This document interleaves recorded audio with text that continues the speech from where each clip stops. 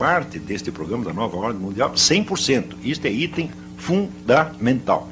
Como é que você faz para destruir as soberanias nacionais? Eu digo, é simples. Você começa por criar normas de educação que sejam aplicadas uniformemente em todo o mundo. Você sabe que o Brasil tem ministro da educação só põe uma coisa.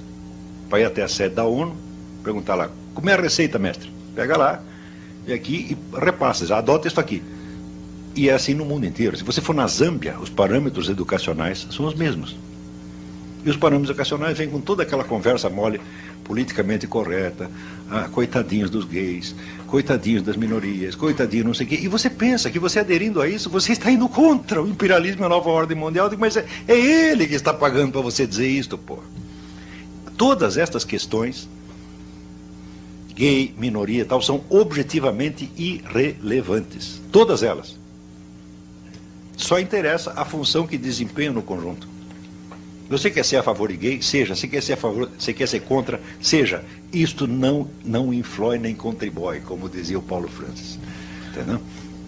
Isto não fede nem cheira. O que importa é que tem que ter, entre aspas, movimentos sociais. Um montão de movimento social. Quanto mais movimento social tem, você cria, assim, por exemplo, conexões, redes internacionais. Você cria aqui, sei lá, a associação dos... em prol das crianças carentes de cor verde com bolinhas. Entendeu? Então, imediatamente aquilo será integrado, quer dizer, na rede internacional criada pela ONU, vai circular verba para este movimento, tá certo? E você criará lealdades internacionais que são muito mais profundas do que qualquer lealdade nacional. Qualquer pessoa ligada a qualquer movimento social no mundo, ela está mais, vamos dizer, o vínculo político dela é muito mais com a rede internacional do que com o seu país. Então, imediatamente, acabam as soberanias. Você não precisa acabar com elas no papel. Porque, veja, a grande mudança social, cultural e política que está sendo implantada no mundo, ela não é uma obra de improviso. As pessoas ficaram 100 anos pensando isto. Quando surgiu o primeiro plano de nova ordem mundial? Surge em 1650 com um sujeito chamado João Amos Comênios, um educador, nascido parece na Morávia. Quando você vê o plano do Comênios e você vê a estrutura da ONU, eu digo, mas é o plano do Comênios, igualzinho. Isto veio sendo discutido em elites intelectuais e financeiras e políticas no mundo durante todo este tempo. Entendeu? A bibliografia existente em torno é absolutamente inabarcável. Se você disser, olha, eu quero fazer uma história das ideias de nova ordem mundial, você vai dedicar a sua vida e não vai terminar. Por volta no fim do século XIX,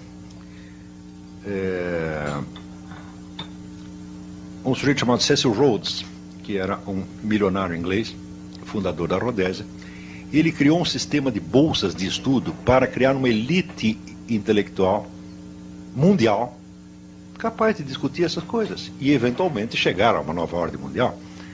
Não se trata de uma conspiração, como as pessoas dizem, não, tudo isso é público. Tá certo? Se torna um pouco misterioso para o cidadão comum por um motivo muito simples. São ações de tão longo prazo que ultrapassam o prazo de vida das pessoas.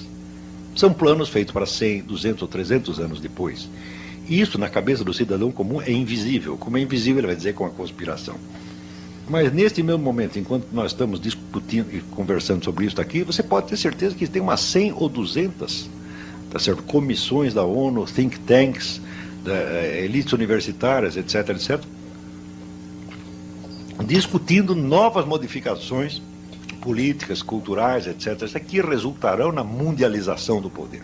Eles fazem isso dia e noite. Praticamente não se faz outra coisa no mundo senão fomentar a tal da nova ordem mundial, seja sob o aspecto de servi-la diretamente, seja sob o aspecto de você criar uma pseudo-oposição que já está financiada e controlada por ela. Estão compreendendo? Qual é a nossa posição no meio disso? A resposta é simples. Nós não somos nada, nós não mandamos absolutamente nada e nós sequer sabemos o que está acontecendo.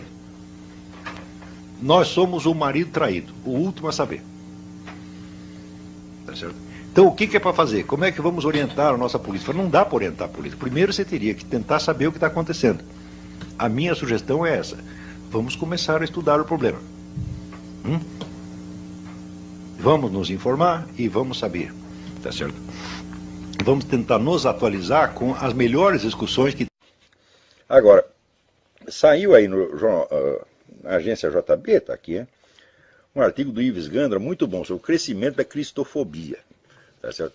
Ele mostra que esse negócio de perseguição a cristão no mundo já está alcançando proporções alarmantes. Pior é o seguinte, é que existem dois tipos de perseguição. No mundo islâmico e comunista, você tem a perseguição física, você tem a matança direta. Mata, prende, né? Expulsa. E no Ocidente, você tem o cerco legislativo cada vez mais engenhoso, cada vez mais astucioso, porque eles sabem que eles não podem entrar, vamos dizer, num ataque direto, não pode proibir a religião, como se fez na União Soviética, né? Porque vai ter uma reação popular muito grande. Então o que você faz? Você cria pequenas legislações e pequenos regulamentos que vão pouco a pouco tornando impossível o culto religioso. Leis que obrigam o indivíduo, o crente, a agir contra a sua religião. Por exemplo, está lá a instituição católica, agora a instituição católica é obrigada a distribuir camisinha e anticoncepcional. E é obrigada a indicar clínicas de aborto. Então você impõe ao indivíduo o dever de violar a sua consciência religiosa. Se ele não violar a consciência religiosa, ele vai para a cana. É uma técnica que já foi usada no tempo da Revolução Francesa, em que eles fizeram um juramento, quer dizer, obrigava o clero a jurar fidelidade a um governo que era antirreligioso, anticristão. E quem não jurava fidelidade era expulso do próprio clero. Por quê? O governo assumiu o controle do clero, de maneira que os padres, todo o dinheiro que eles recebiam para o seu sustento, vinha do governo e não da igreja.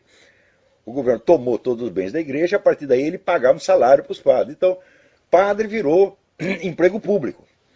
Então é o seguinte, agora ou você jura fidelidade ao governo, ou nós te tiramos do clero. Então, não era uma perseguição em massa, era uma perseguição um por um, que isolava as pessoas, tá certo? E as deixava indefesas contra o governo. Exatamente a técnica que estão usando agora. E estão usando em toda parte. Isso quer dizer, vamos falar o português claro, existe no mundo, em plena execução, um processo de extinção da religião, especificamente da católica. Não dá para esconder mais. É uma coisa uniforme em todo o mundo, as técnicas são as mesmas, e a possibilidade de isso ser coincidência é zero. Tá certo? Vocês leiam no livro do Lee Penn, False Dawn, que eu já mencionei aqui, tem toda a documentação do projeto de implantação de uma religião biônica mundial. Esse projeto está em plena fase de implementação. E toda essa gente, Dilma Rousseff, Gilberto Carvalho, está tudo trabalhando para isso. Não se iludam. Agora, outro dia veio aquele senador evangélico, Magno Malta, né? Fez um belo discurso contra os abortistas e gaysistas do governo, dizendo que eles estão impondo o império gay a toda a nação, contra a opinião da maioria. É verdade. Porém, no mesmo discurso ele confessa, eu faço parte da base do governo, eu percorri o país fazendo propaganda à dona Dilma e tentando melhorar a imagem dela. Por que você fez isso, Magno Malta? Foi por falta de aviso? Não, você fez isso porque você é um analfabeto. Você não tem cultura política suficiente para saber com o que você está lidando. Você não sabe sequer o que é o PT. Você nem leu sequer os documentos internos do PT. Você não sabe a história do movimento comunista no Brasil e na América Latina. E, no entanto, é senador. Então, você é feito de trouxa com a maior facilidade. Depois que quando percebe que é feito de trouxa, fica louco da vida. Só que você percebe com atraso. Porque que eles iam fazer isso, eu estou dizendo isso há 20 anos. E como é que eu estou dizendo isso? Por adivinhação? Não, é porque eu li as atas de congresso do PT e li as atas do Congresso de São Paulo, do Foro de São Paulo, e sei o que eles vão fazer, porque eu sei o que eles dizem que vão fazer. Então, os caras dizem que vão sufocar a religião católica, a religião cristã de modo geral, e transformá-la em instrumento de propaganda comunista. Eles dizem isto, né? E você sai pelo país dizendo, não, a Dilma não vai fazer isso, ela é uma pessoa confiável. Com base no quê você diz isto? Você não tem fundamento para dizer uma coisa dessa. Você diz isso porque você quer e porque lhe pareceu politicamente conveniente no momento. Então, você tem todo o apoio, o nosso apoio por esse discurso que você deu, mas o resto da sua vida política, meu filho, você quer saber, não vale nada. Você está tentando se redimir por um discurso decente, depois de ter trabalhado por uma causa indecente por anos a fio. Da onde você tirou essa ideia de que podia confiar na Dilma? Só porque ela disse, quando você vê toda a carreira dela e toda a carreira do PT, você acha que tudo isto, como diz, é teoria da conspiração. Sabe por quê? Porque não saiu na grande mídia. E você não estuda documentos de fonte primária. Você vê o Jornal Nacional e acredita. As suas fontes de informação são apenas a mídia popular. Só que isso, para um político profissional, para não falar de um historiador, de um cientista político, é pecado mortal. Você tem que raciocinar com elementos científicos, meu filho. Ou seja, baseado em documentos de fonte primária.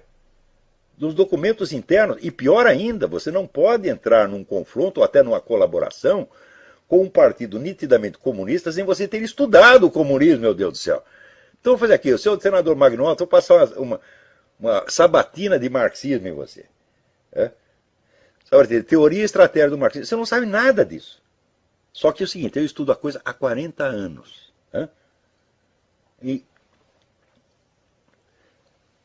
Só que a minha opinião não vale. Por quê? Porque ela se baseia em informações eruditas, informações que não são acessíveis ao povo e que quando você as usa num debate, elas não têm aquela credibilidade automática das mentirinhas que foram repetidas 1000 vezes pela Globo, pela Folha, etc, etc.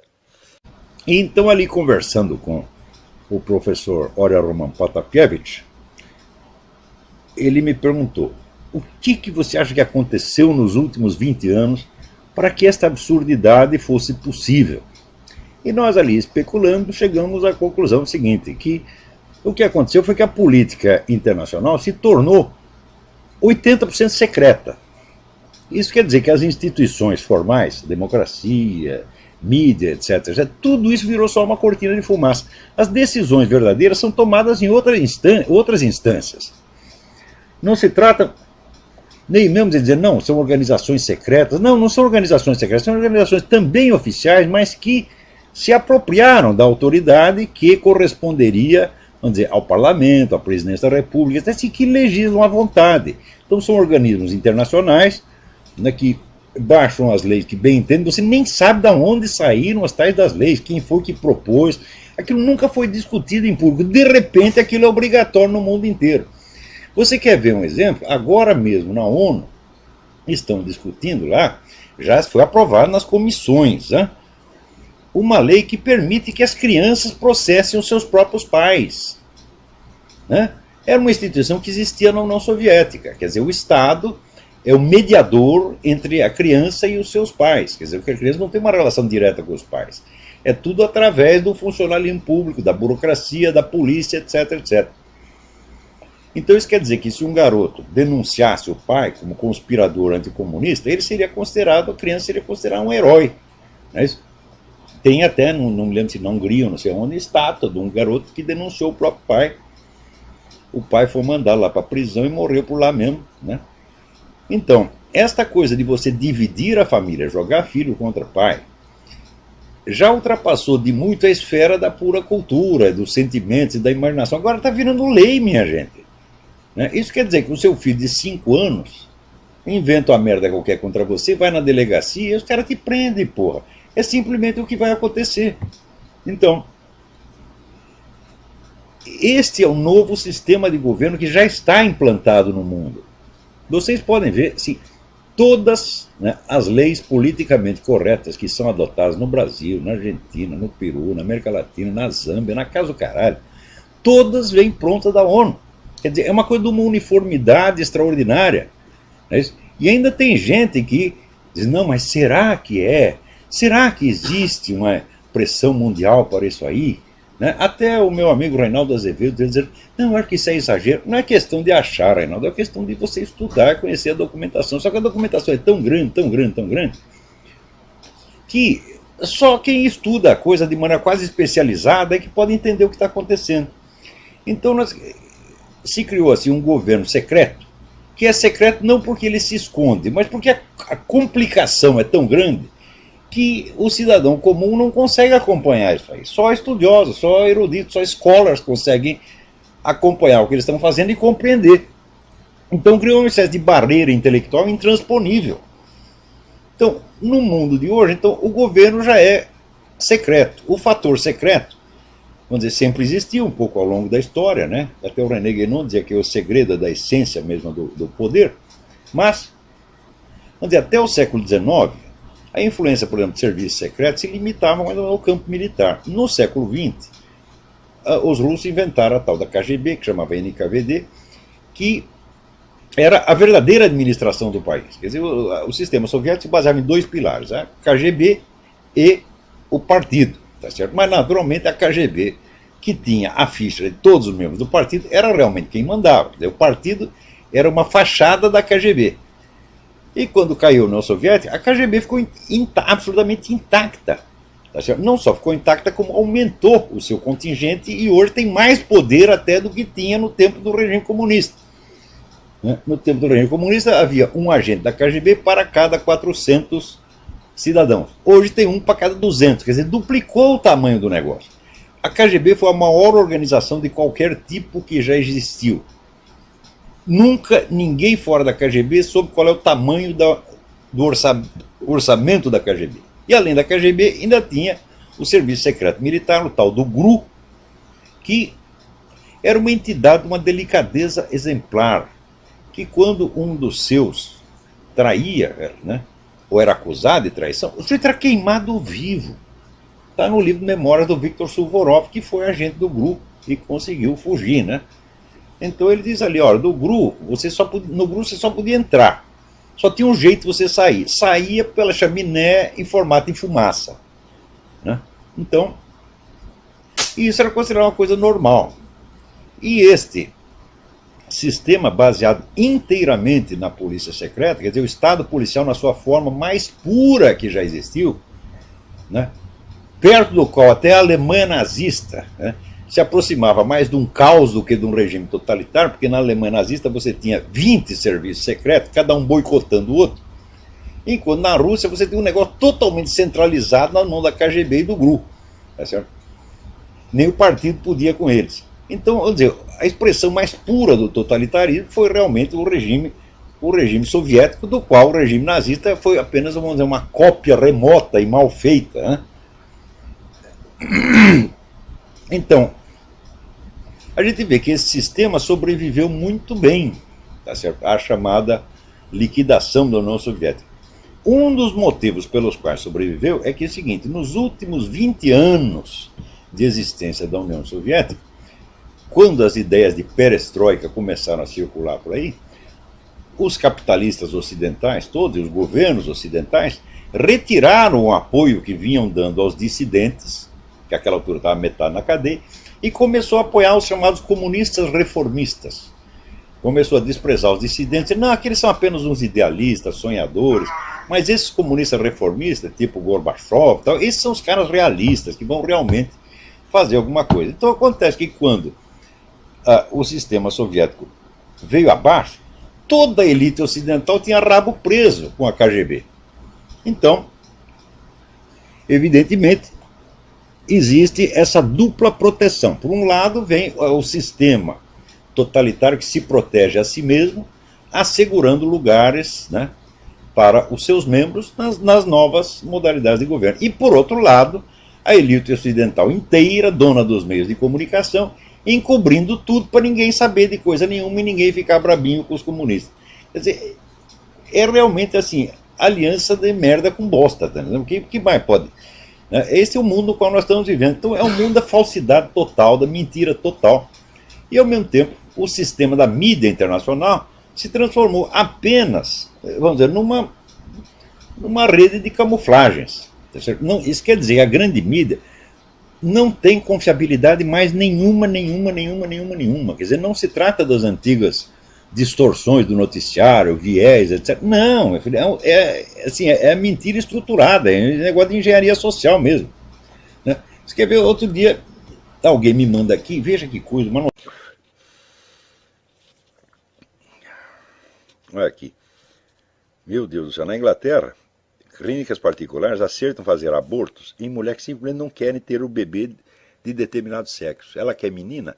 Ah, é menino, então pode abortar. Ela quer menino, pode abortar se for menina. A prática é ilegal, mas está crescendo na Inglaterra e ninguém faz nada. Quer dizer, o governo não quer fazer nada contra. Por quê? Porque faz parte do plano da ONU universalizar a prática do aborto. Assim como universalizar o casamento gay, etc, etc. Olha, no Brasil até aqui, querem fazer a Comissão de Reforma do Código Penal, quer descriminalizar o aborto realizado até a 12ª semana de gravidez, quando o médico considerar que a mulher não apresenta condições psicológicas de arcar com a maternidade. Ora, mas esse é o julgamento mais subjetivo do mundo. Né? A mulher pode até ter uma crise psicológica durante a gravidez e depois ficar boa. Isso acontece muito, a mulher está em crise psicológica. Eu já vi isso com parenta minha. A mulher durante a gravidez, desesperada, querendo abortar, depois que nasceu o menino, ficou tudo maravilhoso. Né? Eu tinha uma aluna que descobriu que o namorado era viado. Né? E falou, e agora o que eu faço? Vou matar, vou abortar. Eu falei, não, ela é viada, eu tenho... O namorado dele falou, ótimo, você pague 1 e leve 2. Né? Que está reclamando do quê? Tá certo? Levei o negócio pro lado da piada e desconversei e no fim convenci a menina que ela não devia abortar. O garoto hoje tem 23 anos, a mãe está felicíssima, você está entendendo? Ou seja, é a gaysice do marido, do namorado, isso não é pretexto para abortar, meu Deus do céu. Você quer saber? Não é nem pretexto para te separar do cara, não é? Conversa com eles, vai, tudo se ajeita no mundo, tá entendendo? Tem um pouco de paciência com as pessoas, né? Então a mulher pode estar muito desesperada durante a gravidez e depois que nasce a criança sara tudo.